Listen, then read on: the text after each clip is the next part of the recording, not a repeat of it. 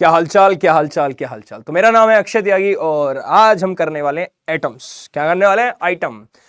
तो एटम को एक कहानी की शुरुआत की तरह करते हैं भाई। शुरुआत में भाई सबसे पहले आए डल्टन साहब। क्या नाम? जिनका नाम डल्टन साहब। डल्टन साहब ने एक एटॉमिक थ्योरी दी और उन्होंने बोला कि एटम एक इंडिविजिबल है, चीज है भाई। एटम को और टुकड़ों में नहीं तोड़ा जा सकता। जब इलेक्ट्रॉन, प्रोटॉन, न्यूट्रॉन के बारे में लोगों को नहीं पता था तो उन्होंने बोला इलेक्ट्रॉन को, एटम को और टुकड़ों में नहीं तोड़ा जा सकता, एटम इनडिविजिबल है। ठीक है, यही कहानी उन्होंने लोगों को बताई। उसके बाद है थॉमसन साहब।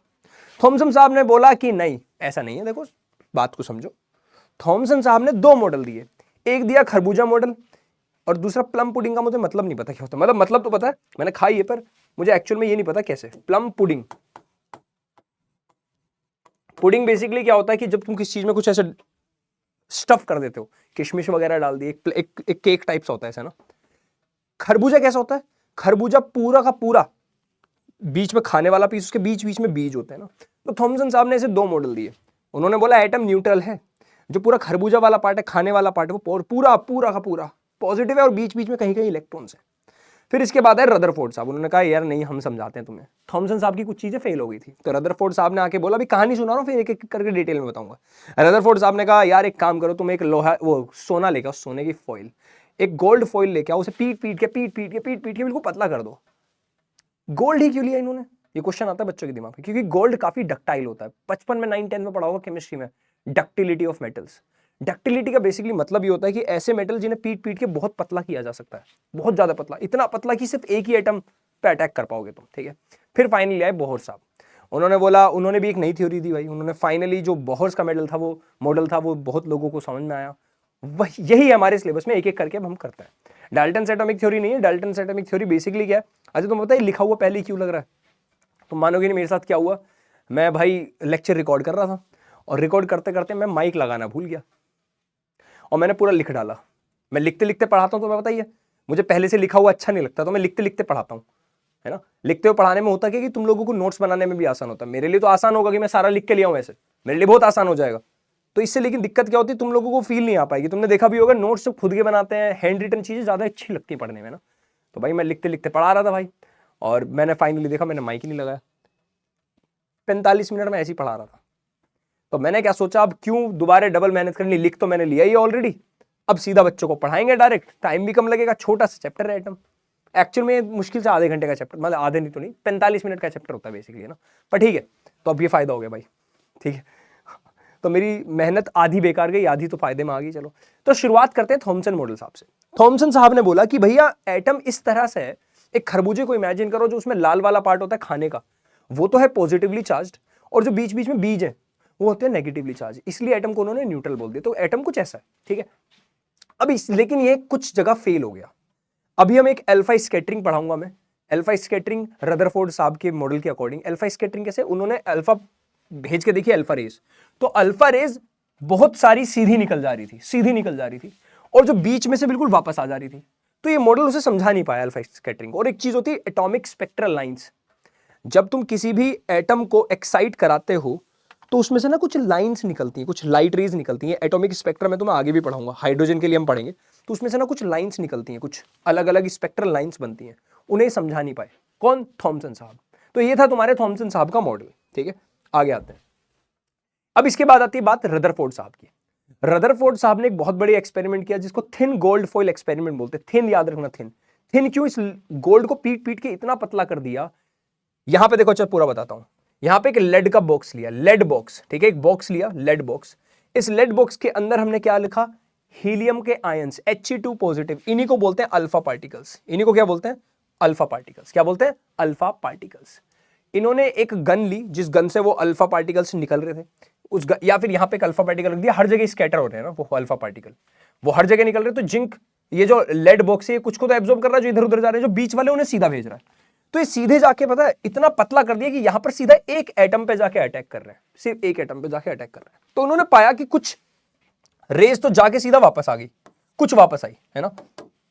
कितनी वापस आई? 8-10 हजार में से सिर्फ एक वापस आई, ऐसा मान लो इस कंपैरिजन में। कुछ कुछ एंगल पे डेविएट हो गई, है ना। कुछ बिल्कुल सीधी चली गई, है ना, कुछ बिल्कुल सीधी चली गई। पाया ये कि लगभग 99% जो अल्फा पार्टिकल्स थे वो सीधे चले गए। पता कैसे चला सीधे चले गए? यहां पे एक जिंक सल्फाइड की स्क्रीन लगाई। जिंक सल्फाइड ही क्यों लगाई? जिंक सल्फाइड के साथ जैसे ही अल्फा पार्टिकल्स मिलते हैं ना तो एक लाइट निकलती है, तो वो यहां पे दिखाई दिया, यहां पे दिखाई दिया, इसलिए जिंक सल्फाइड की स्क्रीन लगाई। ठीक है, तो पाया क्या इन्होंने कि भाई साहब 99% पार्टिकल्स तो सीधे चले गए, 0.15 या 0.14% किसी एंगल पे डिफ्लेक्ट हो गए, और सिर्फ एक 8000 में से सिर्फ एक वापस आ गया कंप्लीटली बैक। और ये जो वापस आया ना बिल्कुल सेंटर पे गया था, बिल्कुल सेंटर पे गया था ये।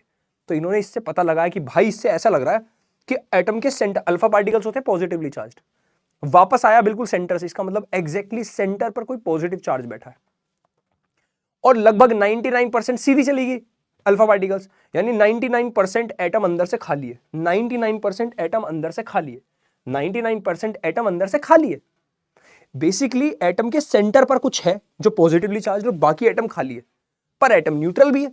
एटम न्यूट्रल इसलिए इन्होंने अंदाजा लगाया कि इलेक्ट्रॉन्स उसके चारों तरफ सर्कुलर मोशन में भाग रहे हैं, चारों तरफ है उसके। तो यहां से इन्हें ये बात पता चली। ये था रदरफोर्ड साहब का मॉडल ना। अब इसके मैं इसका बड़ा डायग्राम दिखाता हूं। ये रहा एटम जो सेंटर पे गया वो एग्जैक्टली वापस आ गया, यहां से गया यहीं तक वापस आ गया होगा। ठीक है, कुछ किसी एंगल पर डिफ्लेक्ट हो गए, मतलब ये रिपेल हो रही है, अल्फा रेज रिपेल हो रही है। रिपेल कब हो सकती है? पॉजिटिव पार्टिकल्स पॉजिटिव से। 99% लगभग सीधी चली गई, मैंने सीधी वाली दिखाई नहीं, पर 99% सीधी चली गई है ना। अब इससे रिलेटेड इसके जो तुम लोगों को कंक्लूजन बाद में बताऊंगा, पहले इससे एक टॉपिक पढ़ते हैं। यहां पे एक टॉपिक आता है डिस्टेंस ऑफ क्लोजेस्ट अप्रोच, है ना। ये बोर्ड्स वालों के लिए तो बहुत इंपॉर्टेंट है, लेकिन जो सीयूईटी वाले बच्चे वो सिर्फ इस कॉन्सेप्ट को समझेंगे। डेरिवेशन की इतनी जरूरत नहीं, पर डेरिवेशन करने से तुम्हारे न्यूमेरिकल आसान होते हैं, बात मैं हमेशा बोलता हूं। पर बोर्ड्स वालों का फायदा है, बोर्ड्स वालों को डेरिवेशन भी काम आती है। तो अल्फा पार्टिकल यहां से भेजा, तो ये फाइनली मान लो यहां तक पहुंच पाया बस, और यहां से फिर वापस लौट गया। ये इसका सबसे क्लोजेस्ट डिस्टेंस था जो ये एटम के पहुंच पाया। यहां से वापस क्यों लौट गया? क्योंकि इस एटम ने इसे रिपेल कर दिया। Z होता है बेटा एटॉमिक नंबर, E मतलब चार्ज, कितना चार्ज है न्यूक्लियस का। ये न्यूक्लियस हुआ ना सेंटर पे, तो ZE नंबर ऑफ, समझ रहे हो ना। मान लो हाइड्रोजन होता तो 1E, हीलियम होता 2E, 3Li, लिथियम होता 3E, है ना। इसी तरह तो बात देख लो भैया। तो ये जो D डिस्टेंस, इसको हम क्लोजेस्ट अप्रोच बोल रहे हैं। क्या बोल रहे हैं इसको? Closest approach. अब एक बात सोचो, ये इंफिनिटी से आया है। कहां से आया? इंफिनिटी से, बहुत दूर से आया, बहुत दूर से, इंफिनिटी से। हमने एनर्जी कंजर्वेशन पढ़ा है, तो लिखते हैं by energy conservation. Energy conservation, energy conservation क्या बताती है बताओ? हमें पता है 11th क्लास में टॉपिक था, वैसे हम बहुत बार पढ़ चुके हैं कि भैया kinetic energy initial plus potential energy initial equals to kinetic energy final plus potential energy final. ये होना चाहिए, यही होना चाहिए कंजर्वेशन ऑफ एनर्जी के अकॉर्डिंग। ये किस वेलोसिटी से यहां पे पकड़ा गया था? Half M V naught square, ये इसकी वेलोसिटी बोल दी इनिशियल, इतनी वेलोसिटी से आ रहा था। तुम्हें पता है पोटेंशियल एनर्जी इंफिनिटी पर जीरो होती है। पोटेंशियल एनर्जी आती कब है? जब कोई सा अपोजिंग फोर्स मिलती है। तो यहां पे पोटेंशियल एनर्जी जीरो होगी, ठीक बात भैया। फाइनल काइनेटिक एनर्जी, यहां फाइनली वेलोसिटी इस पॉइंट पे देख रहे हैं, फाइनली वेलोसिटी इस पॉइंट पे जीरो है, तो यहां पे जीरो होगी। फाइनल पोटेंशियल कितना है? पोटेंशियल क्या होता है? याद करो इलेक्ट्रोस्टैटिक चैप्टर में, K Q1 Q2 upon R। K की जगह 1/4 पाई एप्सिलॉन नॉट लिख दूं, 1/4 पाई एप्सिलॉन नॉट, यही था K Q1 Q2 ZE upon distance का स्क्वायर। क्या डिस्टेंस ये सेंटर से?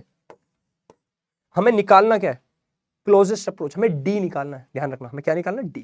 अच्छा स्क्वायर नहीं होता यहाँ पे ना, D होता है सिर्फ। K Q1 Q2 upon R लिख देता हूं यहाँ पे कहीं, ये ठीक है। देख लो भाई, देख लो, कोई दिक्कत परेशानी? हाँ ना बोलो, सॉल्व कर लिया। किसी को कोई दिक्कत परेशानी हुई तो हमको बताए, नोट करो भाई साहब, फिर साइड में होते हैं, फिर आगे बढ़ते हैं। तुम चाहो तो इसे के ही लिखा रहने दो, क्यों फालतू में लंबी वो लिखनी। के ही लिख दो, के ही लिख दो, के भी लिख सकते हैं, फर्क तो नहीं पड़ता। के पता है ना तुम्हें क्या होता है, बस ठीक है। अब यहां से हमें डी निकालना है भाई साहब, ठीक है। ये 0 0 है, तो डी तो ले जाओ इधर, यहां के ZE स्क्वायर, ये 2 ऐसे ही रहने दो इधर, ये वाला 2 मल्टीप्लाई में आ गया इधर, अपॉन में MV नॉट स्क्वायर। तो डी की वैल्यू क्या यहां लिख दो, तो D equals to 4K ZE square upon MV naught का स्क्वायर। यह है तुम्हारा क्लोजेस्ट अप्रोच, यह है तुम्हारी क्लोजेस्ट अप्रोच। यानी कितना क्लोजली पहुंच सकता है एक अल्फा पार्टिकल किसके? एक एटम के। यह है तुम्हारा डिस्टेंस ऑफ क्लोजेस्ट अप्रोच। लिख लो भाई साहब, ठीक है, लिख लिया होगा सबने, आगे बढ़ जाए, है ना। अब रदरफोर्ड साहब भी कहीं कहीं फेल हो गए भाई। अच्छा ये फॉर्मूला रह गया यहाँ पे, मैंने फॉर्मूला लिख दिया दोबारा, चलो इस पेज को हटा ही देता ना, मैंने पूरा तो कर ही दिया। अब भाई कहीं कहीं रदरफोर्ड साहब भी फेल हो गए थे, लेकिन फेल होने से पहले देखते इन्होंने ऑब्जर्व क्या किया। इन्होंने एक तो ऑब्जर्व किया कि एटम का साइज होता है 10⁻⁻10 और न्यूक्लियस का साइज होता है 10⁻⁻15 मीटर, है ना। कुछ बच्चों को लगता है -15 बड़ा होता है, नहीं बेटा -15 छोटा है, डिवाइड में ना पावर, ठीक है। अब इन्होंने क्या पहली ऑब्जर्वेशन किया थी, इन्होंने देखा most of the alpha particles passed the atom undeflected. 99% alpha particle pass हो गए एटम से बिना डिफ्लेक्ट हुए, अनडिफ्लेक्टेड, डिफ्लेक्ट नहीं हुए। 1 of 8,000 कंप्लीटली रिपेल्ड बैक, 8,000 में से कोई एक कंप्लीटली वापस आ गया। इससे क्या पता चलता है, there is a positive charge exactly at the centre, ये पता चला, वही न्यूक्लियस प्रूव हुआ बाद में, है ना। इसके बाद 0.15% particles reflected by more than 1 degree, 1 degree से ज्यादा डिफ्लेक्ट होने वाले सिर्फ इतने थे, है ना। और most of the space in atom is empty, अरे क्योंकि लगभग सीधे निकल गए, अनडिफ्लेक्टेड रह गए, इससे पता चलता है कि एटम अंदर से खाली है लगभग, है ना। और इससे एक और बात पता चली, इसका मतलब इलेक्ट्रॉन तो है उसमें, तो वो है कहां, चारों तरफ उसके ऑर्बिट में। देख, there must be electron around a nucleus revolving in a circular orbit due to centripetal force. अब इनके अकॉर्डिंग इन्होंने बोला भाई इलेक्ट्रॉन चारों तरफ घूमते हैं, वो लाइट एमिट करते रहता है, इन्होंने बोला। अब इनकी थ्योरी की कुछ फेलियर्स थी, वो क्या थी, अच्छा पहले तुमने नोट कर लिया पिछले वाला पेज, 1 2 3 एंड गो। हाँ, तो इन्होंने सबसे पहले तो एटम की स्टेबिलिटी नहीं समझा पाए। एटम की स्टेबिलिटी मतलब सर, अगर इलेक्ट्रॉन चारों तरफ लगातार गोल गोल घूम रहा है ना, लगातार चारों तरफ गोल गोल घूम रहा है, जब वो लगातार गोल गोल घूम रहा है तो वो वर्क कर रहा है, ठीक भाई, तो एनर्जी यूज कर रहा होगा, धीरे धीरे एनर्जी कम हो रही होगी, लाइट एमिट कर रहा होगा, नहीं कर रहा होगा ना, एनर्जी धीरे धीरे कम हो रही होगी। एनर्जी धीरे धीरे कम होगी, क्या उसका सर्कुलर पाथ कम हो जाना चाहिए, धीरे धीरे छोटा हो जाना चाहिए, और क्या फाइनली वो न्यूक्लियस की तरफ गिर जाना चाहिए। अगर न्यूक्लियस के पास गिर गया इलेक्ट्रॉन तो क्या एटम स्टेबल रह पाएगा, कहां रहा एटम स्टेबल, ये इस बात को समझा नहीं पाए कि ये होता है नहीं होता है, क्या होता है, ये समझा नहीं पाए। अब हम आगे एक एक्सपेरिमेंट करेंगे हाइड्रोजन की हेल्प से, हम हाइड्रोजन से निकलने वाली रेज को, हाइड्रोजन से निकलने वाली लाइट को, हाइड्रोजन के पार्टिकल को ना एक्साइट कराएंगे, एनर्जी देंगे। एक्साइट कराने से क्या होता है, लाइट निकलती है, तो हाइड्रोजन स्पेक्ट्रा बोलते हैं उसे। हाइड्रोजन में से एक लाइट निकलेगी, उसे प्रिज्म से पास कराएंगे, प्रिज्म लाइट को डिस्पर्स कर देगा, तो एक लाइन बनेगी, स्पेक्ट्रल लाइंस बोलते हैं उन्हें। ये समझा नहीं पाए ऐसा क्यों होता है ना, वो हम आगे पढ़ेंगे, ठीक है। चलो 1 2 3 एंड गो। अब आया बोहर्स मॉडल। तो बोहर साहब ने सबसे पहली प्रॉब्लम तो ये दूर करी कि भाई पहले तो ये समझो, इलेक्ट्रॉन जो रिवॉल्व करता है ना सर्कुलर ऑर्बिट में, है ना, वो किसी भी ऑर्बिट में मूव नहीं करता है। ऐसा नहीं कि कहीं भी मूव कर लेगा, कहीं भी गोल गोल घूम लेगा, नहीं। हर एक इलेक्ट्रॉन की एक फिक्स्ड ऑर्बिट होती है, और इलेक्ट्रॉन रिवॉल्व करते समय लाइट एमिट नहीं करता, तो उसका एनर्जी का लॉस नहीं हो रहा, तो इसलिए वो गोल गोल लगातार घूमता रहेगा, डज नॉट रेडिएट लाइट। पहली बात तो ये क्लियर हुई। इन्होंने कुछ चीजें स्टडी करके देख, अच्छा पहली बात तो इलेक्ट्रॉन को देखा नहीं किसी ने, इलेक्ट्रॉन की ऑर्बिट देखी नहीं किसी ने, ये सब चीजें मैथमेटिकल चल रही हैं, ये समझना है ना, वरना कुछ बच्चे कंफ्यूजन, सर ऐसे कैसे पता कि फिक्स्ड ऑर्बिट में घूमेगा, ये सब चीजें मैथमेटिकली चल रही हैं, किसी ने देखा नहीं है अभी, किसी ने इंसान ने आते इलेक्ट्रॉन को नहीं देखा अभी तक, है ना। सिर्फ इलेक्ट्रॉन की प्रोबेबिलिटी होती है कि हाँ यहां हो सकता है, ठीक है। तो इन्होंने बोला इलेक्ट्रॉन हमेशा एक तो फिक्स्ड ऑर्बिट में घूमता है। अब मैं तुम्हें एक याद दिलाता हूं कॉन्सेप्ट, मैंने तुम्हें कॉन्सेप्ट पढ़ाया था, तुम्हें याद हो तो, पोटेंशियल का, इलेक्ट्रिक पोटेंशियल, अगर तुम्हें याद हो, मैंने तुम्हें 2-3 चीजें बताई थी, electric potential energy, electrostatic potential energy, और एक इलेक्ट्रोस्टैटिक पोटेंशियल, बस 2 टॉपिक थे, और इनको मैंने रिलेट कराया था इलेक्ट्रिक फील्ड इंटेंसिटी से, याद हो तो तुम्हें, है ना। इलेक्ट्रोस्टैटिक पोटेंशियल एनर्जी क्या है, 2 चार्ज आसपास में रखे हैं, है ना, इन्हें यहां होल्ड रखने के लिए कितनी एनर्जी चाहिए, एक सिस्टम बना, एक एनर्जी, इन्हें वर्क कराना हमने इनको पास रखने के लिए, तो वो एनर्जी बन गई सिस्टम की। मैंने बोला सिर्फ एक चार्ज रखा है, इसके आसपास ही अपना इन्फ्लुएंस छोड़ रहा है, इस चार्ज के लाके यहां कोई चार्ज रखूंगा तो ये सब फोर्स देगा, ये, है ना। अब क्वेश्चन ये होता है कि इस पोजीशन पर रखने के लिए किसी चार्ज को कितनी एनर्जी दी जाए। फॉर एग्जांपल इसकी वजह से यहां पोटेंशियल है 10 वोल्ट, तो यहां जो चार्ज, मान लो 1 कूलम्ब चार्ज को यहां रखने के लिए मुझे 10 जूल का वर्क करना पड़ेगा। ये कॉन्सेप्ट समझाता तुम्हें आता तो, इसको बोलते हैं इलेक्ट्रोस्टैटिक पोटेंशियल। ऐसे ही अगर किसी इलेक्ट्रॉन को किसी ऑर्बिट में घूमना है, हर एक ऑर्बिट की फिक्स्ड एनर्जी होती है। जैसे मान लो 11th क्लास में जाने के लिए कुछ रिक्वायरमेंट है कि तुम लोगों की एज, मतलब तुम लोगों के पास 10th का रिजल्ट होना चाहिए तुम्हारे पास, तुम्हारी डेट ऑफ बर्थ सर्टिफिकेट होना चाहिए, कोई रिक्वायरमेंट है। ऐसे ही हर एक ऑर्बिट की रिक्वायरमेंट है। एक ऑर्बिट है यदि मान लो गोल, इस ऑर्बिट की खुद की एनर्जी है 10 जूल, तो ये कहती है कि जिस इलेक्ट्रॉन के पास 10 जूल होगी ना कम ना ज्यादा, वही घूम सकता है इसमें। अगर 10 जूल से ज्यादा है तो अगली ऑर्बिट में जाओ, 10 जूल से कम है तो निचली ऑर्बिट में आओ। ये कहती है। यानी हर एक ऑर्बिट की फिक्स्ड एक एनर्जी होती है ना। ऐसे ही इन्होंने एक और चीज बोली कि ऑर्बिट भी किसी बेसिस पे एग्जिस्ट करती है। ऐसे नहीं कि कोई भी ऑर्बिट कहीं भी है, ऐसा नहीं है। कोई ऑर्बिट अगर एग्जिस्ट करती है तो एक एंगुलर मोमेंटम करके 11th क्लास में कॉन्सेप्ट था, L इक्वल्स टू mvr। नहीं याद है तो कोई बात नहीं, है ना। mvr एंगुलर मोमेंटम करके, जो भी चीजें रोटेशन में होती है ना उनके अंदर एक मोमेंटम होता है, उसको एंगुलर मोमेंटम बोलते हैं। तो इन्होंने बोला कि ऑर्बिट सिर्फ वही एग्जिस्ट करती है जिनका एंगुलर मोमेंटम क्वांटाइज्ड होता है। क्वांटाइज्ड मतलब याद करो, चार्जेस क्वांटाइज्ड पढ़ाया था, कहानी की तरह लग रहा है चैप्टर। चार्जेस क्वांटाइज का मतलब क्या था कि चार्ज सिर्फ एग्जिस्ट करता है इंटीग्रल मल्टीपल्स में, plus E plus 1e plus 2e plus 3e minus 3e minus 4e। मैं ऐसा नहीं बोल सकता 1.5e, मैं ये नहीं बोल सकता 1.5 इलेक्ट्रॉन, 2.5 इलेक्ट्रॉन, 1/4 इलेक्ट्रॉन, नहीं। तो क्वांटाइजेशन बेसिकली क्या है, इंटीग्रल मल्टीपल्स ऑफ समथिंग। इन्होंने बोला कि हर जगह ऑर्बिट नहीं होती, ऑर्बिट वही एग्जिस्ट करती है जिस ऑर्बिट का एंगुलर मोमेंटम क्वांटाइज्ड हो और इक्वल हो NH/2π के। मतलब मैंने बोला एक ऑर्बिट है एरी, इसका एंगुलर मोमेंटम मैंने बोल दिया इसका है H/π। H पता है ना तुम्हें क्या होता है, प्लैंक कांस्टेंट। इस ऑर्बिट का मोमेंटम है H/π। तो कह रहा है हाँ एग्जिस्ट कर सकती है, ये कोई ऑर्बिट है, होगी। मैंने बोला एक ऑर्बिट है 3H/π, ऐसी कोई ऑर्बिट नहीं हो सकती। नहीं हो सकती है, हो सकती है, चलो हाँ ठीक है ना, नहीं हो सकती, 3/2 आ रहा है ना, नहीं। एक ऑर्बिट है 3H/2π, ये ऑर्बिट एग्जिस्ट कर सकती है। यानी ऑर्बिट भी ऐसे नहीं कहीं भी कुछ भी एग्जिस्ट कर जाएगा, नहीं। इन्होंने बोला पहली बात तो ऑर्बिट एग्जिस्ट करती है किसी जगह पर या नहीं, वो कैसे पता चलेगा, उस जगह का एंगुलर मोमेंटम निकालो। अगर उस जगह का एंगुलर मोमेंटम इसके मल्टीपल्स में आता है तो मतलब मान लो कि वहां ऑर्बिट है। अब अगर वहां ऑर्बिट है तो तुम उस जगह की एनर्जी निकालो, है ना, उस जगह की एनर्जी निकालो। अब ऑर्बिट है क्योंकि एंगुलर मोमेंटम इसके मल्टीपल्स में, मतलब वहां ऑर्बिट है इस जगह पे। तुम समझ रहे हो, देखा नहीं है कोई भी चीज, कैलकुलेशन पे चल रहा है सब कुछ। मैंने कैलकुलेट करा और इसके मल्टीपल्स में आंसर आया, मतलब जिस जगह के लिए तुमने निकाला है वहां पर ऑर्बिट है। अब ऑर्बिट है तो इलेक्ट्रॉन होगा नहीं होगा ये कैसे पता चलेगा। अब उस ऑर्बिट की एनर्जी निकाली, कैसे निकालेंगे आगे धीरे धीरे करेंगे। उस ऑर्बिट की एनर्जी निकाली, मान लो उस ऑर्बिट की एनर्जी आई 13 इलेक्ट्रॉन वोल्ट, है ना, 13 इलेक्ट्रॉन वोल्ट एनर्जी आई। अब वहां पर सिर्फ वही इलेक्ट्रॉन घूम सकता है जिसके पास इतनी एनर्जी हो, 13 इलेक्ट्रॉन वोल्ट, वही इलेक्ट्रॉन वहां घूमेगा, बस। ठीक है, अब इन्होंने क्या बोला अगला, इलेक्ट्रॉन ओनली एमिट लाइट। कह रहे लाइट इलेक्ट्रॉन तभी एमिट करता है during jump into higher to lower orbit. मतलब तुम्हें मैंने 2 रोटी दी, तुम्हारे अंदर एनर्जी आ गई। तुम्हें मैंने 4 रोटी दी और एनर्जी है, 10 रोटी दी और एनर्जी है, 20 रोटी दी और एनर्जी है, 40 रोटी दी और एनर्जी है, तुम्हें भयंकर एनर्जी आ गई। अब तुम एनर्जी रिलीज करना चाहते हो, अब तुम स्टेबिलिटी चाहते हो। जब इंसान पे एनर्जी बहुत ज्यादा आती है ना तो वो अनस्टेबल हो जाता है, पगला जाता है ना। जैसे तुम पानी को जब गर्म करते हो ना, पानी के बुलबुले फुदकते रहते हैं, है ना। एनर्जी ज्यादा आ गई उनके अंदर, हीट एनर्जी, तो पगला गए। तो स्टेबिलिटी पाने के लिए क्या होता है, एनर्जी रिलीज करते हैं इलेक्ट्रॉन्स। जब एनर्जी रिलीज करते हैं तो वो हायर, देखो एनर्जी लेते हुए वो हायर ऑर्बिट्स में जाते हैं, फिर एनर्जी रिलीज करके लोअर ऑर्बिट्स में आते हैं। लोअर ऑर्बिट्स में आते हुए वो एनर्जी रेडिएट करते हैं in the form of waves. कौन सी वेव्स, इलेक्ट्रोमैग्नेटिक वेव्स, जो चैप्टर पढ़ाया था, यहीं से लाइट पैदा होती है।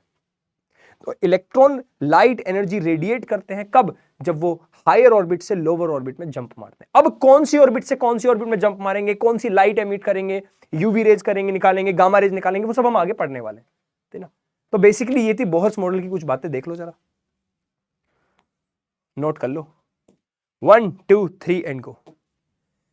अब बोहर साहब ने कुछ कैलकुलेशन बताई। क्या कैलकुलेशन बताई, बोहर साहब ने बताया कि कितनी रेडियस कैसे निकालनी है तुम्हें किसी ऑर्बिट की, है ना। किसी ऑर्बिट की रेडियस निकालनी है तो कैसे निकालोगे, उस ऑर्बिट में बैठे इलेक्ट्रॉन की वेलोसिटी कितनी है वो कैसे निकालोगे, है ना।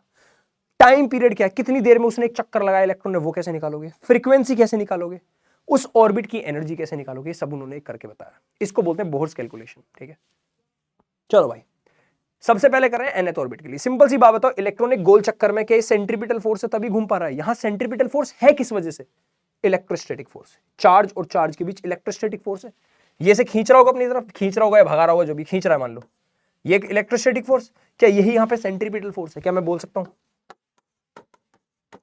क्या होती है, के की जगह लिख रहा हूं 1/4πε0 के Q1 Q2 Q1 Q2 upon distance का स्क्वायर। क्या डिस्टेंस यहां पे यही है r nth, यही तो निकालना मुझे, nth ऑर्बिट की रेडियस।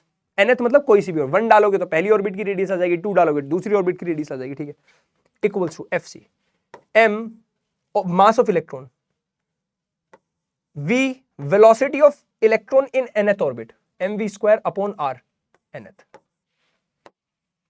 देख लो भाई, क्लियर है? क्या मैं इससे काट दूं? ठीक है, और क्या कट रहा है? कुछ नहीं कट रहा है ना, चलो ठीक है।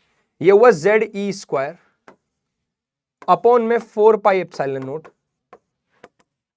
MVN का स्क्वायर। ठीक है, देख लो, इसको इक्वेशन 1 मान लो। अब मुझे Vn की वैल्यू निकल जाए तो मेरा काम हो जाएगा, क्योंकि पहले रेडियस निकालोगे बाद में वेलोसिटी। Vn कैसे निकाले? इस ऑर्बिट में घूम रहा है, इस ऑर्बिट में घूम रहा है, तो मैंने बताया था एंगुलर मोमेंटम होना चाहिए। एंगुलर मोमेंटम जिसको नहीं पता ही होता है mass into velocity into radius, Vn Rn। किसके इक्वल होना चाहिए? NH अपॉन 2 पाई, इसके इक्वल होना चाहिए। एंगुलर मोमेंटम इसके इक्वल होना चाहिए, है ना? यहां से Vn निकाल सकता हूं मैं? चलो भाई देखते हैं। तो Vn तुम्हारा आया NH upon 2 pi M into Rn। ये आ गया भाई, Vn की वैल्यू आ गई, यानी nth ऑर्बिट में इलेक्ट्रॉन की वेलोसिटी निकाल ली, और इस वैल्यू को पुट कर दो इन इक्वेशन 1। नोट करो पहले, साइड हो रहा हूं, 1 2 3 एंड गो। चलो भाई, क्या भाई इक्वेशन क्या है? ZE² upon 4 pi epsilon not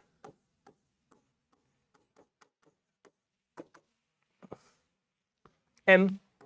अब वेलोसिटी का स्क्वायर करना है ना, तुम्हारे पास वेलोसिटी ऑलरेडी, इसका स्क्वायर करना है NH upon 2 pi M Rn, NH upon 2 pi M Rn, इसका करना है स्क्वायर।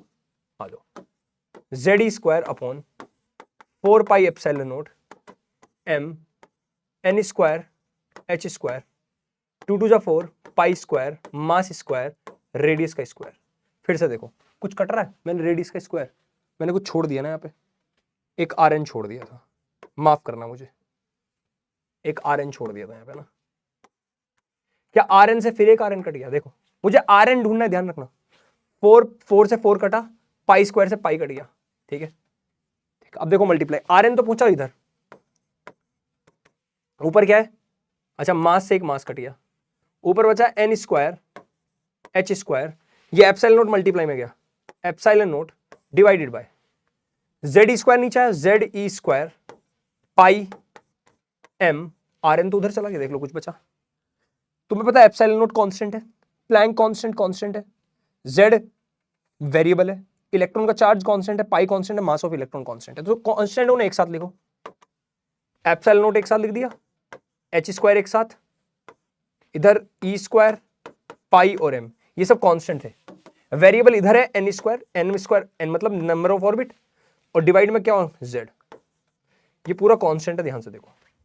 इसकी वैल्यू तुम्हें पता होती है 8.85, याद करो, इंटू 10 की पावर -12। H की वैल्यू पता होती है 6.6 इंटू 10 की पावर -34। इलेक्ट्रॉन का चार्ज 1.6 इंटू 10 की पावर -19। पाई की value 3.14। Mass of electron 9.1 into 10 की पावर, समझ रहे हो? यानी तुम्हें यहां पे सबकी वैल्यू पता है, तो ये वैल्यू कैलकुलेट करी जा सकती है। तो फाइनली जो आंसर आता है Rn, इसको पूरे को एक कांस्टेंट मान लेते हैं R0, बाकी N² अपॉन Z, ये है nth। यहां पे R0 की वैल्यू हमने कैलकुलेट करके निकाली 0.53 एंगस्ट्रॉम। एंगस्ट्रॉम पता है 10 इंटू 10 की पावर -10, 10 की पावर -10 मीटर होता है। लिख लो बेटा, लिखो भाई साहब जल्दी, साइड हो गए हम, जल्दी लिखो। समझ गए ना? nth रेडियस निकाल दी हमने, भाई भाई भाई भाई। चलो अब वेलोसिटी निकाल देंगे। अब क्या निकाल देंगे हम? वेलोसिटी। आसान है वेलोसिटी, तो चलो कर लिया। यहीं से निकालेंगे वेलोसिटी। कैसे? ये एक ही डेरिवेशन में करा रहा हूं सब, है ना? मुझे बताओ वेलोसिटी का फॉर्मूला अभी भी हमने क्या निकाला था, दिखाऊं? NH upon 2 pi r, NH upon 2 pi M Rn, ये निकाला था, है ना? क्या Rn निकाल चुका हूं अभी थोड़ी देर पहले? Rn भी निकाल चुका हूं। क्या है Rn? ये पूरा लिख दो, Rn पूरा ही पुट कर दो, है ना? ये वैसे R0 वाली वैल्यू भी पुट कर सकते हो Rn के लिए, पर ठीक है पूरा लिख देते हैं Rn। ठीक है, चलो Rn कितना है? Vn ऐसे रहने दो, देखो कैलकुलेशन ज्यादा मुझे पता है। 2 पाई M ऐसे रहने दो, Rn की वैल्यू लिखते हैं भाई। घबराना मत, कैलकुलेशन हार्ड नहीं है, बस लेंदी है। ठीक है, सीखो करना। ये इन चीजों को करने में आलस बहुत आता है, बहुत ज्यादा आलस है। सर क्यों कर रहे हैं सर?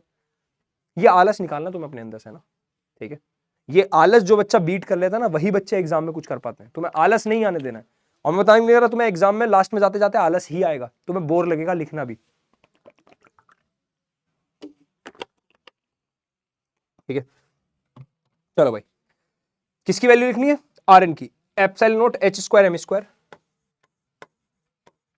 यही है। E square pi M Z, ये ऊपर लिख दूं, लिख दूं, देख लो।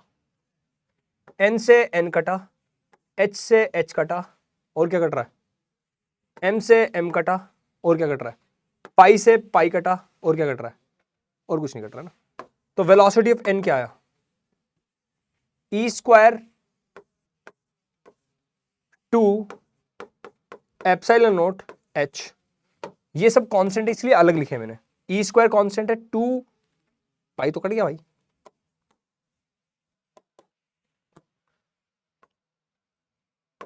देख लो, e square 2 epsilon naught h, e square 2 epsilon naught h, ये कांस्टेंट है। बाकी क्या बचा ऊपर? देखो जरा, जेड बचा ऊपर, नीचे क्या बचा? एन। ये सब कांस्टेंट है, ये नहीं है। इसको लिख दिया हमने क्या? V naught Z upon N. ये वेलोसिटी का फॉर्मूला है। यहाँ पे वी नोट की वैल्यू भी हम लिख देंगे, पहले लिख लो इतना। वी नोट की वैल्यू भी लिख देंगे, 1.2.2 इंटू 10 की पावर 6। वी नोट की वैल्यू कैलकुलेट की जा सकती है, क्योंकि ये भी पता है, ये भी पता है, ये भी पता है। तो डायरेक्ट वी नोट की वैल्यू 2.2 इंटू 10 की पावर 6 मीटर पर सेकंड होता है। या फिर एक और भी वैल्यू वी नोट की, सी अपॉन 137। सी पता है ना क्या होता है?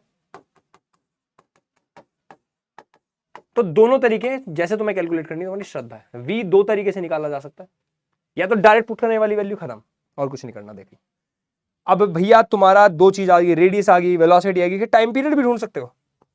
टाइम पीरियड भी ढूंढ सकते हो, पता है, आराम है। टाइम पीरियड क्या होता है सोच के बताओ। चलो पहले अच्छा तुम्हें क्या करो, सर शांति, सर शांति, सर थोड़ा रुक जाओ सर, बहुत तेज तेज पढ़ा रहे हो सर। अरे क्योंकि सब ये बहुत आसान है थ्योरी, ठीक है ना। चलो time period, time period basically क्या है पहले बताओ। एक इलेक्ट्रॉन का चक्कर एक रेडियस में, इस रेडियस में इलेक्ट्रॉन का एक पूरा चक्कर ही तो कहलाता है टाइम पीरियड। टाइम पीरियड क्या होता है? Time taken to complete one revolution, यही टाइम पीरियड है। क्या पूरा डिस्टेंस, ये आर एन है, क्या पूरा डिस्टेंस तुम्हें पता है? टाइम पीरियड का फॉर्मूला होता है डिस्टेंस, क्या 2 पाई आर, डिस्टेंस अपॉन वेलोसिटी, ये होगा, हाँ ना बोलो। 2 पाई ऐसे रहने दो। आर एन क्या है? Are naught N square upon Z, क्या यही आर एन? देख लो, अरे ये ना R N, R naught N square upon Z, है ना।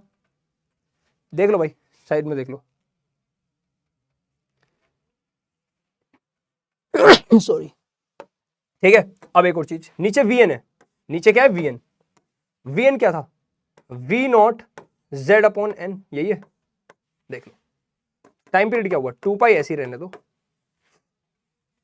आर नोट अपॉन में वी नोट, ये कांस्टेंट है इसलिए एक साथ लिख रहा हूं ना।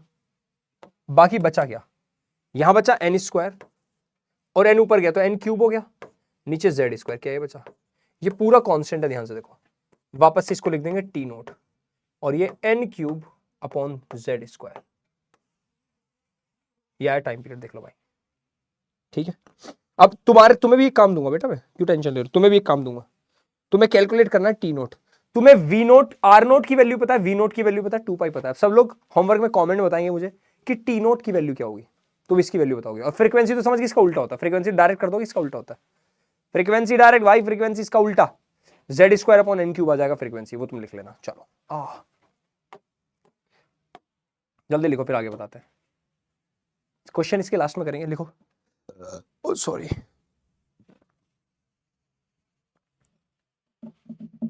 चलो निकाले एनर्जी इन एन ऑर्बिट, 1 2 3 को। एनर्जी इन एन ऑर्बिट, अब एनर्जी निकालते हैं भाई। ये चैप्टर ऐसे ही खत्म हो जाता है इन्हीं चीजों में, एनर्जी इन एन ऑर्बिट। अब एक बात सोचो, कोई इलेक्ट्रॉन जब चारों तरफ घूम रहा है, क्या हमने एक चीज अभी अभी जानी, F C equals to F E हो जाएगा।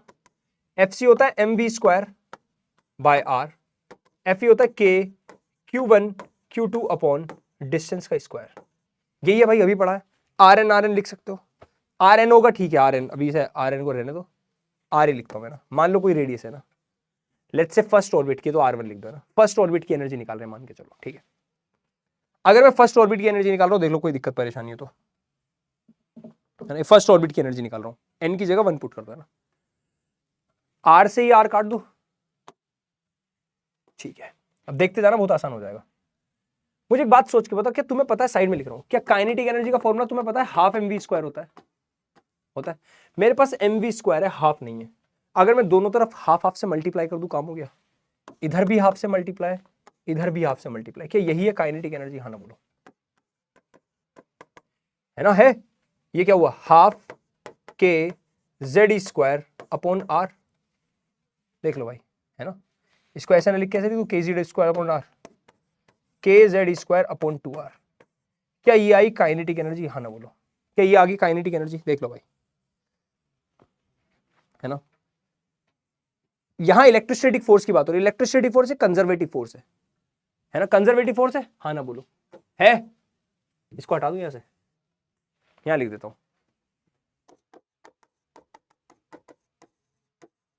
कंजर्वेटिव फोर्स है। तो मुझे एक बात बताओ, क्या वर्क डन के Q1 Q2 अपॉन R होगा? है ना, कंजर्वेटिव फोर्स है, याद आया? तो क्या पोटेंशियल एनर्जी माइनस ऑफ के Q1 Q2 अपॉन R होगी? सारी चीज पहले चैप्टर से रिलेट कर रही है, देखो, माइनस के Q1 Q ZE Q2 E upon R कितना है, R ही रहने दो। क्या पोटेंशियल आया माइनस के ZE² अपॉन R? हाँ ना बोलो, ये आ गया पोटेंशियल एनर्जी, देख लो, है। पोटेंशियल एनर्जी आ गई, काइनेटिक एनर्जी। क्या टोटल एनर्जी निकाल सकते हो?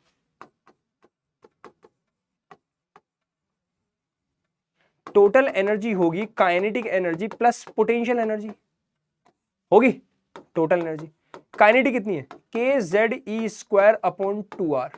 पोटेंशियल कितनी है, माइनस का kZE² अपॉन r, यही है। प्लस माइनस माइनस, एलसीएम आया 2r, ये तो kZD² अपॉन r ही है, माइनस का r से r 2 बचा, 2kZE², यह आया माइनस का kZE² अपॉन 2r। पता है ये 11th क्लास में वो है तुम्हारा एक टॉपिक, ग्रेविटेशन चैप्टर है, सारी डेरिवेशन एग्जैक्टली सेम है। वहां पर भी हम ग्रेविटेशन चैप्टर में 11th में सैटेलाइट की एनर्जी निकालते हैं, एग्जैक्टली सेम है। तो अब देखो तुम्हें यहां पे लिंक दिख रहा है कुछ, जितनी काइनेटिक एनर्जी उसका exactly opposite negative total energy, देखो ध्यान से, जो ये उसका नेगेटिव देखो है, टोटल एनर्जी का एग्जैक्टली डबल है पोटेंशियल एनर्जी, देख लो, 2 से मल्टीप्लाई कर दो, इसकी पोटेंशियल एनर्जी आ जाएगा, देख लो। तो तुम रिलेशन बता सकते हो, कोई रिलेशन पूछे direct, total energy is exactly negative of kinetic energy, total energy is double, oh sorry, half of potential energy, देख लो भाई, सब रिलेशन आपस में स्टेब्लिश्ड है, तुम्हें बस लिखते जाना है, करते जाना है, ठीक भाई।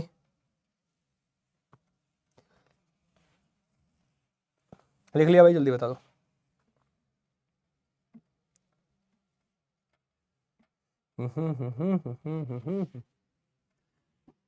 चलो, energy of nth orbit, nth orbit की एनर्जी कैसे निकालेंगे भाई? फर्स्ट ऑर्बिट की एनर्जी कितनी है, टोटल एनर्जी कितनी है भाई, कितने kZE² अपॉन माइनस का, है ना, माइनस का 2r, ये टोटल एनर्जी किसी एक ऑर्बिट की, पहली ऑर्बिट की R1। अगर मैं R1 की जगह Rn लिख दूं, क्या तुम्हें Rn का फॉर्मूला पता है?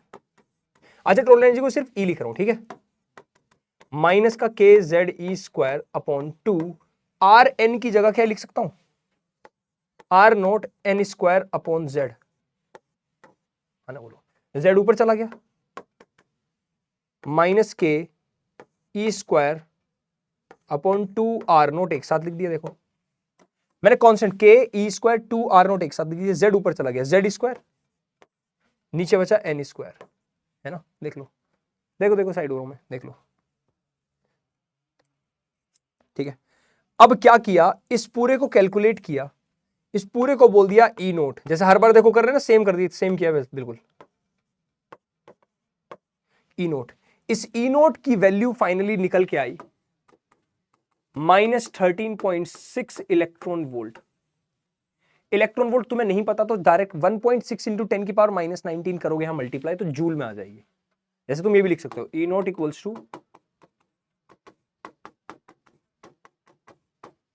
अगर जूल में लिखना है तो ये लिख सकते हो, ठीक है, देख लो भाई। तो इसे ऐसे भी लिख सकता हूं मैं एनर्जी को, -13.6 Z square upon N square electron volt, ये भी लिख सकते हो हम। लेकिन इस इक्वेशन को हमारे सिलेबस में सिर्फ हाइड्रोजन के लिए किया गया है, तो फॉर हाइड्रोजन एटम क्या लिखूंगा, for hydrogen atom, for hydrogen atom क्या करूंगा मैं, Z की वैल्यू तुम्हें पता 1 ले लेंगे हाइड्रोजन के लिए, तो एनर्जी क्या आएगी फॉर nth ऑर्बिट, क्या आएगी भाई, देख लो, -13.6 अपॉन एन स्क्वायर। यह है फाइनल फॉर्मूला। इस फॉर्मूले की हेल्प से ही करेंगे सब कुछ। ये चैप्टर यहीं से है मेन, यही है मेन चीज जो है इस चैप्टर की। सिर्फ हाइड्रोजन एटम के लिए करते हैं, ध्यान रखना ना, सिर्फ हाइड्रोजन एटम के लिए। यहीं से हम एनर्जी लेवल्स पढ़ेंगे हाइड्रोजन एटम के। हाइड्रोजन एटम की हर एक ऑर्बिट की एनर्जी निकाल देंगे हम यहाँ पे। Energy levels in hydrogen atom हम करने वाले हैं। अभी तक कुछ हार्ड तो नहीं लगा क्या? अगर सर हार्ड लगा भी तो आप कौन सा ध्यान दे रहे हो, हैं सर? आप तो पढ़ाए पढ़ाए पढ़ाए पढ़ाए जा रहे हो, पढ़ाए पढ़ाए जा रहे हो, पढ़ाए पढ़ाए हैं? जिंदगी दो पल की, चलो करें energy levels in hydrogen atom. Energy levels in hydrogen atom. तो फॉर्मूला क्या है? बेसिक फॉर्मूला है एनर्जी इक्वल्स टू माइनस का 13.6 electron volt upon N square. चलो फॉर एन इक्वल्स टू 1, कौन सी ऑर्बिट है? First orbit. पुट कर दो E equals to -13.6, N square की जगह 1 का स्क्वायर, तो आंसर आया -13.6 इलेक्ट्रॉन वोल्ट। यानी पहली ऑर्बिट की एनर्जी E1। E2 निकाल दो, -13.6 अपॉन 2 का स्क्वायर। सॉल्व करो, 4 3 जा 12, 4 नीचे आएगा, 4 3 जा 12 हो जाएगा, 4 3 जा 12, 4 4 जा 16, 3.4 आएगी, माइनस का 3.4 है ना, माइनस का 3.4 इलेक्ट्रॉन वोल्ट सेकंड उसकी एनर्जी। E3 -13.6 अपॉन 3 का स्क्वायर, यह आएगा -1.51 इलेक्ट्रॉन वोल्ट। E4 निकाल दो, फोर्थ एनर्जी की, फोर्थ ऑर्बिट की एनर्जी, यह आएगी माइनस का 0.84 इलेक्ट्रॉन वोल्ट। चेक कैलकुलेट कर लो, गलत हो सकता है मेरा मेरा 8485, यहां मुझे कंफ्यूजन है, 8485 में रुक जाओ, 416 85 आएगी, 85 इलेक्ट्रॉन वोल्ट। तो बेसिकली हुआ क्या बताता हूं, ये पहली ऑर्बिट है, ये दूसरी ऑर्बिट है, ये तीसरी ऑर्बिट है, आएंगी नहीं यहां, पहली ऑर्बिट, दूसरी ऑर्बिट, तीसरी ऑर्बिट, चौथी ऑर्बिट, है ना, ये पहली ऑर्बिट है, n इक्वल्स टू 1। इसमें बैठे इलेक्ट्रॉन को एनर्जी कितनी देनी पड़ेगी अगर यहां पर रखना चाहते हो? ये न्यूक्लियस है, यहां पर अगर इलेक्ट्रॉन को रखना है तो कितनी एनर्जी देनी पड़ेगी? माइनस का 13.6, n इक्वल्स टू 2। यहां पर इलेक्ट्रॉन अगर तुम रखना चाहते हो, यहां पर चाहते, कोई इलेक्ट्रॉन यहां घूम रहा होगा तो उसकी एनर्जी कितनी होगी? इतनी। कोई इलेक्ट्रॉन यहां घूम रहा होगा तो उसकी एनर्जी कितनी होगी भाई? कोई इलेक्ट्रॉन यहां घूम रहा होगा तो उसकी एनर्जी कितनी होगी भाई? समझ पा रहे हो? देख लो, यानी किसी इलेक्ट्रॉन को अगर इस ऑर्बिट में से कूद के यहां आना है तो उसे कितनी एनर्जी रिलीज करनी पड़ेगी? निकाल लो दोनों में से माइनस करके, 0.85 में से 1.51 माइनस कर लो, निकाल दो, समझे? यानी अगर कोई इलेक्ट्रॉन थर्ड ऑर्बिट में, तो उसकी एनर्जी कितनी, उसके अंदर कितनी एनर्जी हो, कितनी एनर्जी के साथ घूम रहा है वो? -1.51 वोल्ट। लेकिन उसी एनर्जी को कूद के सेकंड में आना है तो उसे कुछ एनर्जी रिलीज करनी पड़ेगी। कितनी एनर्जी रिलीज करनी पड़ेगी? कैलकुलेट कर लो, इसमें से इसको माइनस करो, पता चल जाएगा। आई होप सबको अभी समझ में आएगा, अब कॉन्सेप्ट समझ में आ रहा होगा धीरे धीरे ना। यहीं से तुम्हारे कॉन्सेप्ट है लाइमन बाल्मर पाश्चन सीरीज, वो हम बताएंगे अभी, नोट कर लो भाई।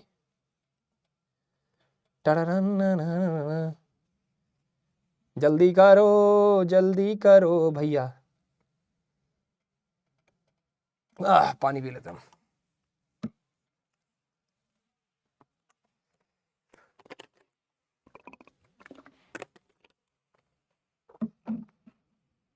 देखो यहाँ पे सीरीज का कुछ दिया हुआ है मैंने, डायग्राम,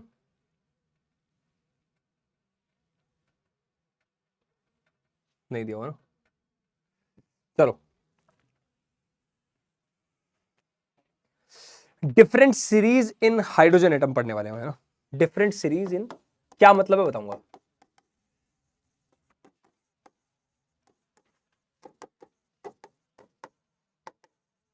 ये क्या बताऊंगा अभी, ठीक है।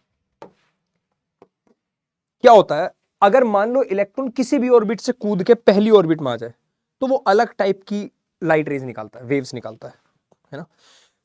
किसी भी ऑर्बिट से कूद के दूसरी में आ जाए तो अलग टाइप की निकालता है, किसी भी ऑर्बिट से कूद के तीसरी में आ जाए अलग टाइप की निकालता है। चलो तुम बेसिक सा लॉजिक भी समझो। ये पहली ऑर्बिट है जिसमें एनर्जी -13.6 इलेक्ट्रॉन वोल्ट, और ये तुम्हारी चौथी ऑर्बिट है जिसमें एनर्जी तुम्हारी माइनस का 0.85 इलेक्ट्रॉन वोल्ट।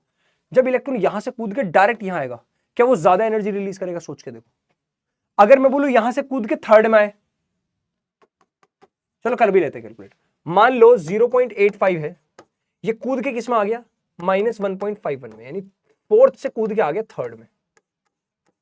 देखिए कितना डिफरेंस एनर्जी का, 1.51, 0.85, 11 में 5 गया 6, 14 में 8 गया 6, 1.66 प्लस में आएगा आंसर। अरे -0.85 में से माइनस करना है माइनस का 1.51, क्या आएगा आंसर बताना? प्लस का आएगा आंसर, करके देख लो, करके देख लो, प्लस का आएगा। तो 1.51, 0.85, 11 में से 5 गया 6, 11 में से 5 गया 6, एक डेसिमल इधर है ना, 14 में से 8 गया 6, ओ 0.66 प्लस का है ना, प्लस का 0.66 वोल्ट, यानी यहां से आप कूद के आने में 0.66 इलेक्ट्रॉन वोल्ट वो रिलीज कर देगा। लेकिन अगर ये यहां से कूद के फोर्थ से डायरेक्ट फर्स्ट ऑर्बिट में आता है, किसमें आता है? फर्स्ट ऑर्बिट में। यहां एनर्जी कितनी है? -13.6 इलेक्ट्रॉन वोल्ट। कैसे निकालोगे? माइनस का 0.85 माइनस, ये ऐसे करके तो निकालोगे, 13.6 माइनस 0.85, 10 में से 5 गया 5, 13 में से 8 गया 5, 12.55, यानी इतनी एनर्जी रिलीज होगी, देख रहे हो। यानी कि अगर वो ज्यादा डिफरेंस से कूद रहा है तो एनर्जी ज्यादा रिलीज हो रही है, तुम समझ पा रहे हो। यानी किसी भी ऑर्बिट से कोई इलेक्ट्रॉन फर्स्ट ऑर्बिट में आ रहा है, देख रहे हो एनर्जी कितनी रिलीज हो रही है। तो अलग अलग एनर्जी के टाइम पे अलग अलग टाइप की वेव्स निकलती है। यहीं से तुमने पढ़ा होगा इलेक्ट्रोमैग्नेटिक स्पेक्ट्रम, कभी यूवी रेज, एक ही लाइट के अंदर यूवी रेज भी होती है, गामा रेज भी होती है, अल्फा रेज भी होती है, समझ रहे हो। यहीं से आया कॉन्सेप्ट, यहीं से आया। तो पहले बताओ, यह वाली क्लियर होगी। तो ये जो कूद के आने की अलग अलग लाइट, तो इन सबको अलग अलग साइंटिस्ट ने ऑब्जर्व किया। उनके नाम क्या थे? एक का नाम था लाइमन, बाल्मर, पास्चन, बड़ी गर्मी लग रही है, ब्रैकेट, फंड। तो इनका क्या बोल दिया गया? ऐसे बोला गया लाइमन सीरीज। इन्होंने जो स्पेक्ट्रम का नाम दिया इसको Lyman series, Balmer series, Paschen series, Brackett series और फंड सीरीज, इनको अलग अलग नाम दे दिए, इनको अलग अलग नाम दे दिए भाई। अरे यार क्या हुआ, इनको अलग अलग नाम दे दिए। सीरीज क्यों बोल रहे हैं ना, लाइट की जो सीरीज, पहले नोट करो भाई, ठीक है। लाइमन, बाल्मर, पास्चन, जो भी है ना, सारी सीरीज है ना, ठीक है।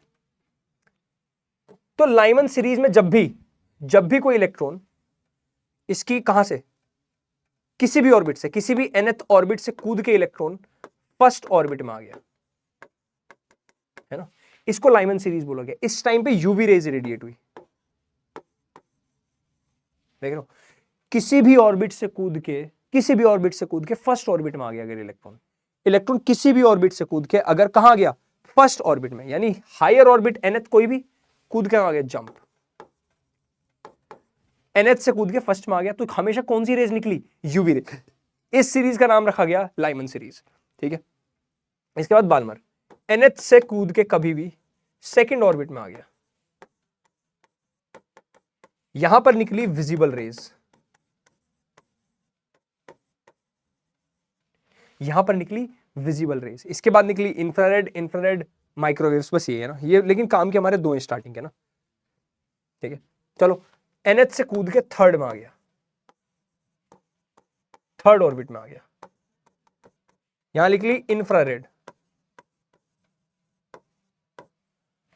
nth से कूद के फोर्थ में आ गया, nth मतलब समझ रहे हो, किसी से भी कूद के बस फोर्थ में आ जाना चाहिए, यहां पे भी इंफ्रारेड। nth से कूद के फिफ्थ में, यहां पे भी इंफ्रारेड ही निकलती है वैसे ना, लिखने की जरूरत नहीं, फार इंफ्रारेड बोल देते पर लिखने की जरूरत नहीं है, नोट कर लो भाई, कर लो भाई नोट।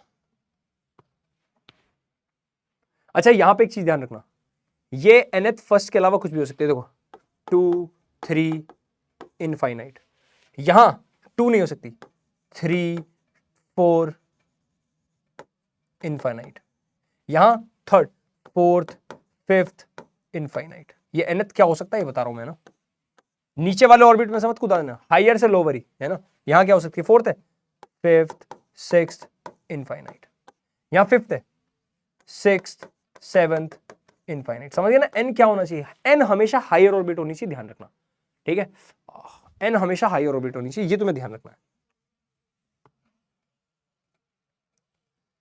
लिख लो भाई,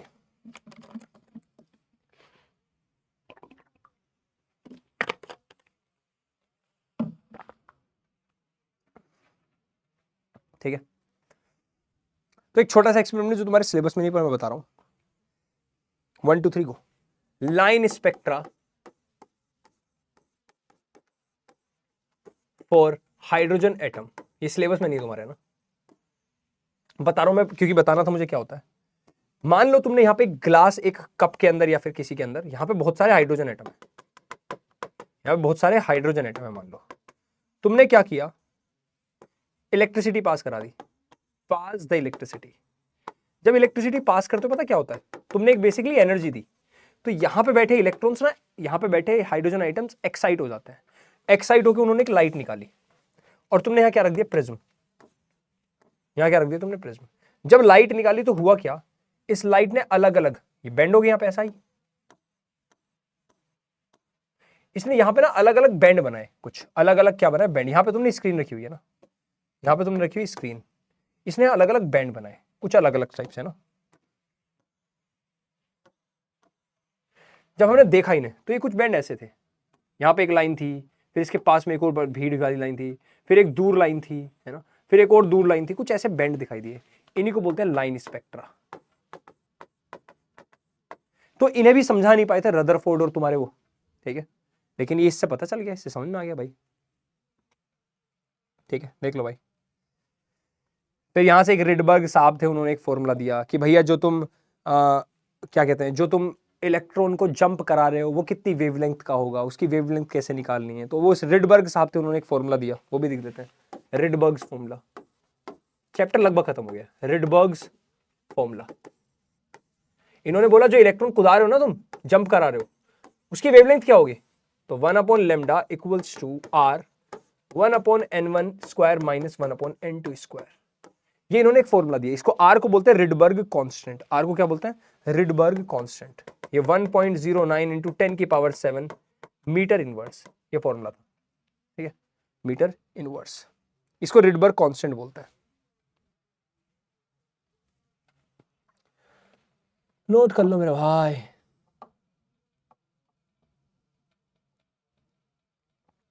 कर लो नोट, लगभग खत्म हो गया। इसी को बस फाइनली बोहर साहब ने यूज करके, ये रिडबर्ग फॉर्मूला, इससे क्वेश्चन आएंगे तुम्हारे बहुत सारे ना, वेवलेंथ निकालेंगे कौन से इलेक्ट्रॉन जो कुदा है, n2 higher orbit n1 lower orbit, यहां से लैम्डा आएगी, वेवलेंथ आएगी, इलेक्ट्रॉन की वेवलेंथ क्या है ना जो कूदा। बोहर्स एक्सप्लेनेशन यहां पे लिख लो, इसी को यूज करके बोहर साहब ने एक्सप्लेन कर दिया, बोहर्स एक्सप्लेनेशन।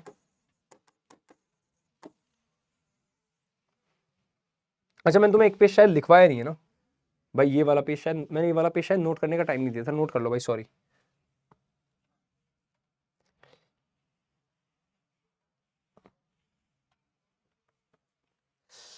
कर रहे हो, चलो। बोहर साहब ने देखो क्या एक्सप्लेन किया था, बड़ी गजब चीज एक्सप्लेन करी उन्होंने, पता क्या, इन्होंने बोला कि जो तुम E2 माइनस E1 कर रहे हो, सुनो ध्यान से, क्या ये लोअर ऑर्बिट है, ये न्यूक्लियस है, ये हायर ऑर्बिट है, मान लो यहां पर एनर्जी E2 है और कूद गया यहां एनर्जी E1, E2 में हायर एनर्जी होगी ना, यहां ज्यादा एनर्जी थी कम, तो कह रहा है ये जो एनर्जी का डिफरेंस है, एनर्जी का डिफरेंस क्या, इस एनर्जी के डिफरेंस जब इसने एनर्जी कुछ एनर्जी रेडिएट कर दी ना, रेडिएटेड एनर्जी, क्या रेडिएटेड एनर्जी ही है ये, हाँ ना बोलो, रेडिएटेड एनर्जी ही है ये, मानते हो, क्या इस एनर्जी की वजह से एक लाइट निकलती है, और क्या लाइट ही फोटोन है, ओ भाई साहब, यानी जो एनर्जी निकली बेसिकली किसकी एनर्जी है? एक फोटोन की एनर्जी। क्या फोटोन की एनर्जी ये थी? याद करो, एच न्यू। या फिर फोटोन की एनर्जी याद करो, लास्ट चैप्टर में लिखवाई थी, एच सी ओवर लेमडा। क्या ये थी? याद आया? अरे जो एनर्जी निकली E2 माइनस E1, इन दोनों के डिफरेंस से जो एनर्जी निकली वही तो लाइट है। और लाइट क्या मतलब? फोटोन। तो क्या फोटोन जो एनर्जी रेडिएट हुई वो फोटोन की एनर्जी रेडिएट हुई? फोटोन रेडिएट हुआ ना यहाँ से, तो क्या E2 माइनस E1 ये बोल सकता हूं? E2 को क्या लिख सकता हूं मैं? E note Z square upon N square लिख सकता हूं। और Z की वैल्यू यहाँ पे 1 होती है, तो इसे लिखने की जरूरत नहीं, डायरेक्ट E नोट अपॉन वो लिख दूं, E नोट अपॉन वो लिख दूं N स्क्वायर। अरे E naught upon N square, N क्या? 2 का स्क्वायर। अरे फॉर्मूला दिखाता हूं, कहां लिखा है, तुम कंफ्यूज हो गए वरना ना।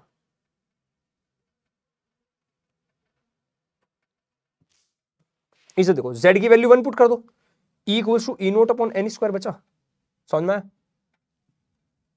यहां से लिखा है माइनस E1 क्या? फिर से E नोट अपॉन N1 का स्क्वायर, यहां HC ओवर लेमडा। सही है? E नोट कॉमन ले लो, 1 upon N2 square minus 1 upon N1 square, HC over lambda. क्या HC को डिवाइड में ले आऊं? यहां देखना, बहुत गजब चीज आई एक निकल के। E naught upon HC equals, देखो यहां क्या बचा, 1 upon N1 square minus 1 upon N2 square equals to 1 upon lambda.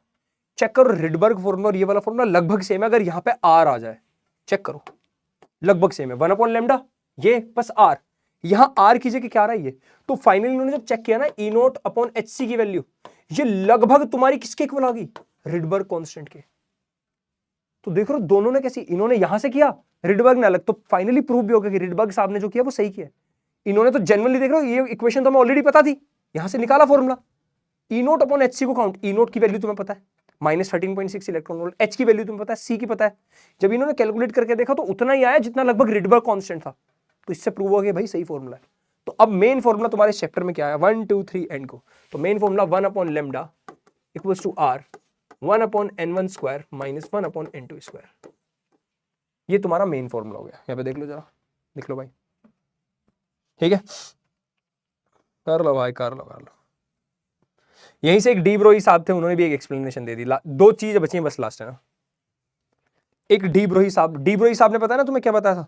D Brohi wave पढ़ाया था तुम्हें, याद करो, डी ब्रोई वेवलेंथ। उन्होंने बोल दिया था जब भैया दुनिया कह रही है कि वेव्स पार्टिकल है तो पार्टिकल भी तो वेव हो सकता है। तो डी ब्रोई साहब ने भी एक्सप्लेनेशन देती थी लास्ट में, डी ब्रोई एक्सप्लेनेशन। देख रहे हो सब दे रहे हैं, अब सब चीजें लिंक कर रही है धीरे धीरे। क्या एक्सप्लेनेशन दी उन्होंने भाई? याद करो उन्होंने क्या, हमने बेसिकली बोला इलेक्ट्रॉन ऐसे सर्कल में घूम रहा है। इन्होंने कहा नहीं, मान के चलो इलेक्ट्रॉन वेव है, तो इलेक्ट्रॉन ऐसे भी तो घूम सकता है। अगर इलेक्ट्रॉन को वेव मान ले तो ऐसे भी तो घूम सकता है, मान लो घूम सकता है। अभी तक हम मान रहे थे इलेक्ट्रॉन सर्कुलर पाथ पे घूम रहा है, उन्होंने बोला नहीं, इलेक्ट्रॉन को वेव मानो, और वेव मान के देखो कि इलेक्ट्रॉन गोल गोल ऐसे घूम रहा है। ये RNA थे, ये सर्कल डिस्टेंस फिर भी लगभग तुम्हारा यही होगा 2πRN। डिस्टेंस तो यही होगा 2πRN, डिस्टेंस तो लगभग यही होगा, है ना? यहां से वेवलेंथ क्या होती है? अच्छा, यहां से लेके यहां तक लैम्डा है, n टाइम्स है। क्या n लैम्डा? क्या ये डिस्टेंस इसकी टोटल वेवलेंथ के बराबर होना चाहिए? अरे सोचो, एक वेव, अगर सिर्फ एक वेव होती है, ये होता है वेवलेंथ, इनको कई बार बना दो, 2 3 ऐसे करते करते कई टाइम्स, ये टोटल रेडियस है ना, तो ये नंबर ऑफ वेव जो है यहाँ पे n टाइम्स है। एक इलेक्ट्रॉन की एक वेवलेंथ लैम्डा होगी, तो टोटल n लैम्डा। क्या ये डिस्टेंस टोटल n लैम्डा के इक्वल होना चाहिए? इन्होंने बोला सही बात है भाई, होना तो चाहिए। देखना ध्यान से क्या हुआ यहाँ पे, क्या कर सकते हैं? लैम्डा इक्वल्स टू m भी प्रूव करना था ना हम लोगों को, है ना? अब याद करो डी ब्रोई वेवलेंथ क्या थी? डी ब्रोई वेवलेंथ ये थी lambda equals to h upon mv। याद आया? याद आया? लैम्डा की जगह पुट कर दो h अपॉन mv। ये r इधर ले आओ डिवाइड में, ये r इधर डिवाइड में ले आओ। एक काम करो, NH यहीं रहने दो, 2π ले आओ डिवाइड में, mv ले आओ इधर, और यहां ऑलरेडी Rn था। क्या यही एंगुलर मोमेंटम होता है? प्रूव हो गया, प्रूव हो गया। याद करो, यही प्रूव करा रहा था मैं स्टार्टिंग में कि वही ऑर्बिट एग्जिस्ट करती है जिसका angular momentum NH upon 2πu। देख लो कैसे चीजें लिंक कराई, यहां डी ब्रोई साहब ने भी वेवलेंथ लिंक करा दी। बस चैप्टर का लास्ट और एक छोटा सा टॉपिक जिसको बोलते हैं आयोनाइजेशन एनर्जी, बस वो बता के खत्म चैप्टर, और फिर क्वेश्चंस करते हैं।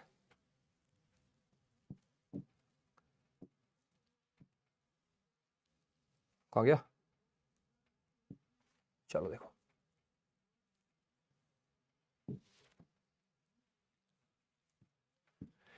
Ionisation energy, it is the energy required to completely remove the electron from that. एक एटम से किसी इलेक्ट्रॉन को कंप्लीटली निकालना है तो उसे कितनी एनर्जी देनी पड़ेगी, उसको बोलते हैं आयोनाइजेशन एनर्जी।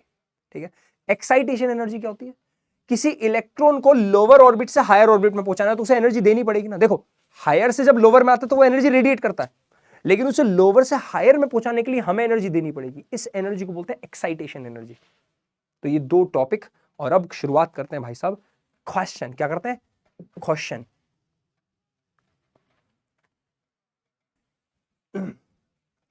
चलो क्वेश्चन कहां गए, कह रहे in terms of Bohr's radius A note. Bohr's radius को ए नोट मतलब ए नोट समझिए कांस्टेंट है, यहाँ पे फॉर्मूला क्या होता है, are n equals to r naught N square upon z, ये होता है। आर नोट की जगह लो a naught, radius of second Bohr's orbit, second यानी 2 अपॉन जेड, जेड मतलब Bohr orbit for hydrogen atom, z की वैल्यू 1, कितना हो गया 4 ए नोट। खत्म क्वेश्चन, खत्म। ठीक है भाई, अगले क्वेश्चन पे चले। अगला क्वेश्चन आपकी स्क्रीन के सामने ये रहा, ratio of wavelength of the last line of Balmer series. Last line होता है बेटा इंफिनिटी। ठीक है, ठीक है, last line of Balmer series. Balmer कौन सी, बाल्मर पास्चन, पता कौन सी बाल्मर, लाइमन बाल्मर। बाल्मर कौन सी है, कहां आ रहे भाई सब, कहां आ रहे हैं, सेकंड ऑर्बिट में।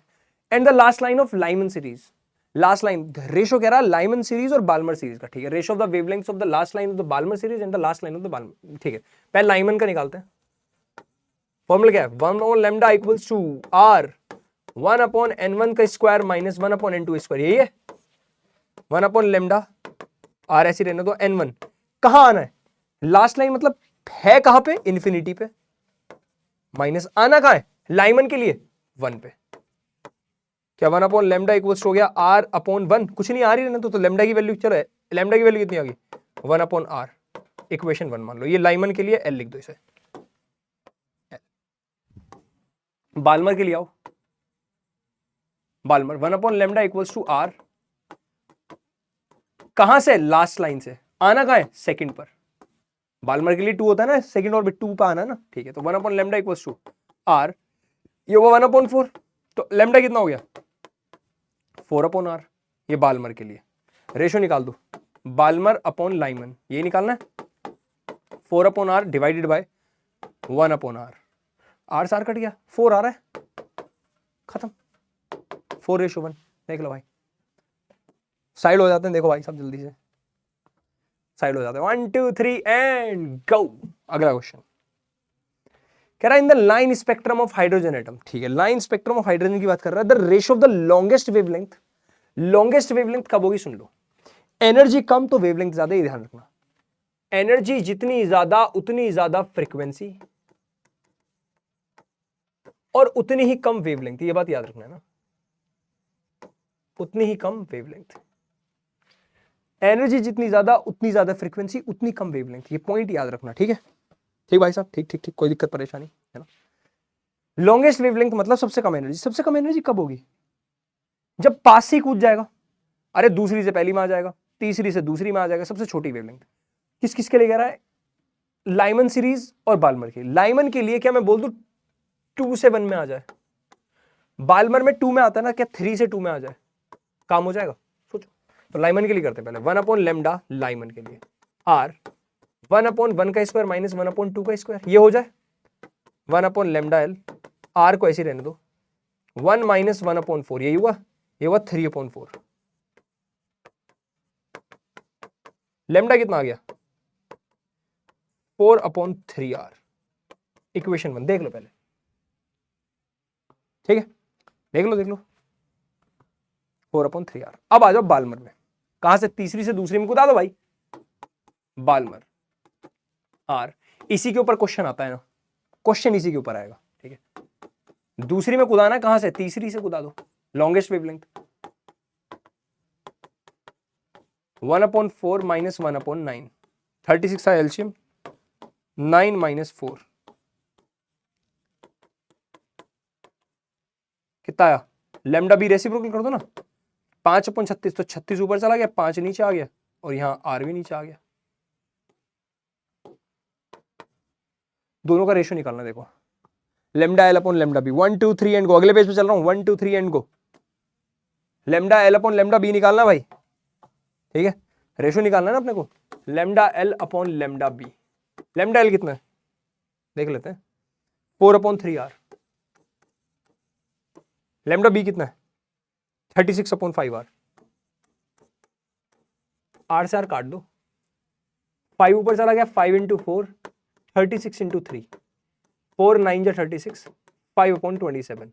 देखो ये क्या करेक्ट, नोट करो, देख लो भाई साहब।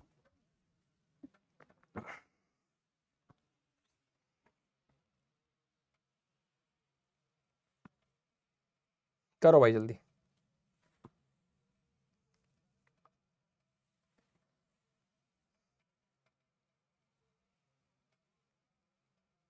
कर लिया, चलो अगला question.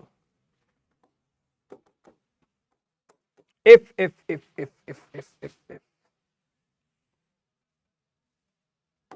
there is a electron revolving in sixth orbit of hydrogen atom,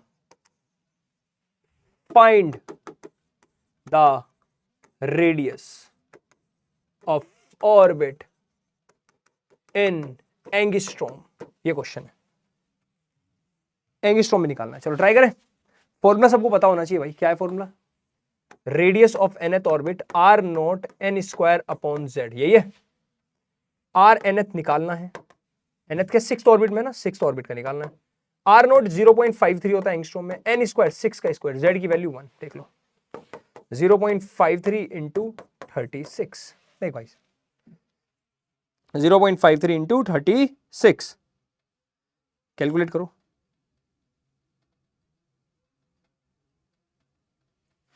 या 19.08 एंगस्ट्रॉम।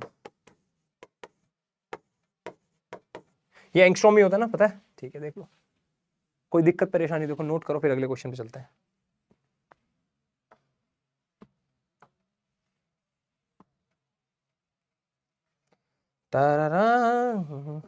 चलो इसी में क्वेश्चन कर देते ना, ये छोड़ो, चलो हो गया। ये रहा हमारा एटम चैप्टर। न्यूक्लियाई इससे भी छोटा है, सही बताओ तो इससे भी छोटा है न्यूक्लियाई, है ना। सेमीकंडक्टर थोड़ा बड़ा होगा, फिर कम्युनिकेशन, पर मैं कम्युनिकेशन थोड़ा लेट कराऊंगा, क्योंकि कम्युनिकेशन तुम्हारा बोर्ड्स में तो आएगा नहीं, सिर्फ सीयूटी वालों का पूछा जाता है। तो हम अभी मैं जल्दी, मतलब जल्दी हर हफ्ते एक वीडियो इसलिए ला रहा हूँ, और तो लेट कर सकता था, पर बोर्ड वालों का सिलेबस खत्म हो जाए भाई। आज हमारी एटम आ गई, बता देते हैं भाई, एटम आ गई आज। और बता देते हैं तुम्हें कब कब क्या आएगी।